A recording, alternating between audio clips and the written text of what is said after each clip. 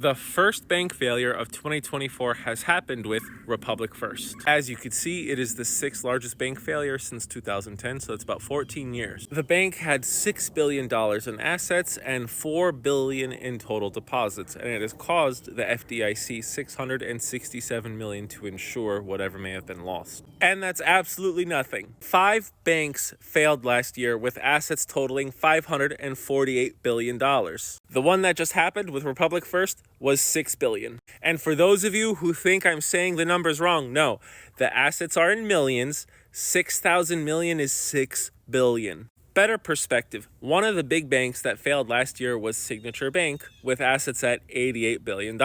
So that $6 billion in assets is less than 1/14 of the size of one of the banks that failed in 2023. Not my words, it's from one of the same articles. In a strong economy, an average of only 4 or 5 banks close each year. And the reason why this bank failed is the reason why 5 others failed last year. Rising interest rates and falling commercial real estate values, especially for office buildings. And the collapse of this bank is not a surprise to anyone. If you want to pause to read, look at this timeline. In 2022, Republic First financial auditor told the bank that they had material weaknesses in internal control over financial reporting. And Freddie Strickland, an analyst at the financial consulting firm Janney Montgomery Scott, told the New York Times that the banking sector would likely remain stable. He also said that bank failures last year's, which happened so rapidly, were really banks with a certain specialization, like crypto or entrepreneurship. And if you saw my earlier post, you know that we got some bad economic data with our GDP growth and our core inflation that did not meet expectations. GDP growth only reached 1.6% in quarter one, but we had something similar in January of 2023 and also in October of 2022, which was less than 1% growth.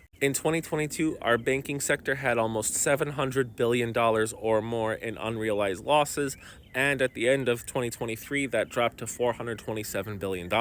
And remember, this is unrealized losses, so the losses only occur if they sell the treasury securities that they're holding. But the most reassuring fact about the banking sector is this. There are only 50 to 60 problem banks on the FDIC problem bank list as compared to the 800 to 900 that were around during the Great Recession. And the amount of assets on this trouble bank list has dropped from almost $200 billion to about $55 to $66 billion.